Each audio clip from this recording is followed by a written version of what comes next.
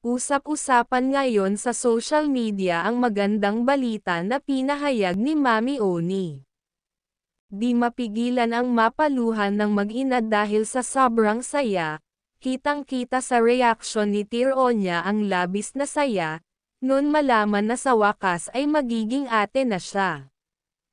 PONUNG puno ng emotion ang pagpapahayag ni Mami Oni sa anak na magiging ate na ito. Masaya din ang Toro family sa balitang magkakaroon na ng bagong membro ang pamilya nila. At bukod kay Tir Onya kay punong-puno din at buong saya na ang reaksyon ng jowa nito na siyang ama ng dinadala niya. Kamakailan lang ay makikita sa mga vlogs ni Mami Oni, tinabla ng gana sa kanya ang partner nito sigura hindi parent ito nabubuntis. Di makapaniwala ang ibang miyembro ng pamilya.